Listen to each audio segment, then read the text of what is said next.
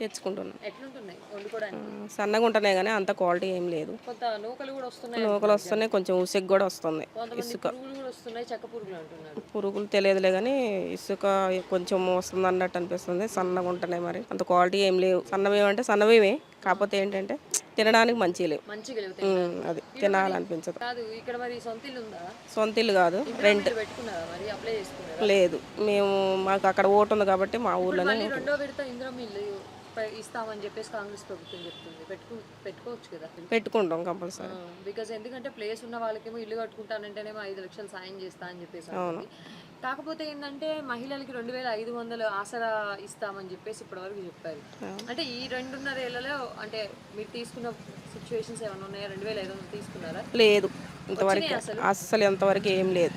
2500 మాటే లేదు. ఆడపిల్లలకి 2500 చేయూత, అదే విధంగా స్కూటీ కూడా ఎప్పుడు వస్తాయని ఎదురు చూస్తున్నాం. వస్తాయేమో తీసుకుందామని, కానీ ఇంతవరకు ఆశ లేదనిపిస్తుంది మాకు. వస్తే మంచిది. ఇప్పటికి 2.5 ఏళ్ళు గడిచింది, మరి నమ్మకం ఉందా అసలు వస్తుందేమన్నా? వస్తుందని అనుకుంటున్నాం. ఇస్తారని, ఇస్తే తీసుకోవాలని ఉంది.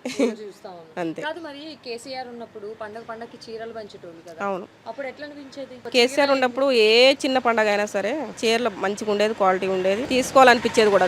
ఇక్కడికి వెళ్ళి తీసుకుందామన్నా కూడా ఎక్కడ పెడుతున్నారో కూడా తెలియని పరిస్థితి. అసలు చీరలు పెట్టారా పెట్టలేదా అనిపిస్తుంది పండగ వస్తుంది. అంటే ఇప్పుడు ఒక్క చీరలే కాదు, కళ్యాణ లక్ష్మి కానీ లేదంటే కిట్లు కానీ ఇట్లా కేసీఆర్ ఉన్నప్పుడు రకరకాలుగా ఇచ్చేటోళ్ళు కదా.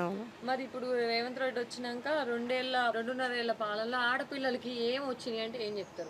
నేనైతే ఏం తీసుకోలేదు ఇంతవరకు. 2500 అప్లై చేసినాం. ఇంకా అవి అలాంటివి ఇంకా 2-3 ఏదో చెప్పారు అప్పుడు. 2-3 ఫ్రీ బస్ అయితే ఎక్కుతున్నాం. ఎట్లుంది ఫ్రీ బస్ లో సిచ్యువేషన్? ఫ్రీ బస్ అంటే నేను ఎక్కినప్పటి నుంచి బాగానే ఉంది. అబద్ధం ఎందుకాడ మంచిగానే ఉందిలే, కానీ ఇక మేము చూస్తుంది ఏంటంటే టీవీలలో కనుక కొట్టుకుంటున్నారు, అది ఇది అంటున్నారు. అది మనకు తెలియదు. కొంతవరకు మగవాళ్ళకి చాలా ఇబ్బంది ఉంది ఫ్రీ బస్ పెట్టడం వల్ల. అదే విధంగా ఆటో వాళ్ళకి కూడా చాలా ఇబ్బంది ఉందని చెప్పేసి చూతా ఉన్నారు. ఆటో వాళ్ళకి లేక అని. ఆటో వాళ్ళకంటే తెలియదు మనకి. మాకైతే ఫ్రీ బస్ అంటే ఎప్పుడు బాగానే ఎక్కి వెళ్తున్నాం, మంచిగానే ఉంది. మంచిదేనా ఫ్రీ బస్? కొంతవరకు చాలా బెనిఫిట్ అనిపించింది. నేను మొన్న ఒక రోజు వెళ్ళాను, మంచిగా అనిపించింది నాకేంటంటే నాకు ఒక 700 కలిసి వచ్చినాయి. 700 అంతే. ఎందుకంటే లగ్జరీ బస్ ఎక్కాలంటే 700-800 అడిగిండు. మా బాబు నేను వెళ్తాను, ఇద్దరి మీద నాకు కొంచెం మంచిగా అయింది అనిపించింది, నాకు మనసులో అనిపించింది. అంతే.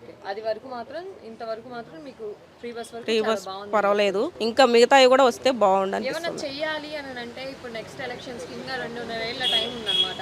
ఈ 2.5 ఏళ్ల టైంలో ఇప్పుడు ఒకసారి బడ్జెట్ పెడుతున్నారు అనమాట. ఈ బడ్జెట్ లో ఇస్తే ఇక ఉన్నాయి అమలు చేయాలన్నట్టు.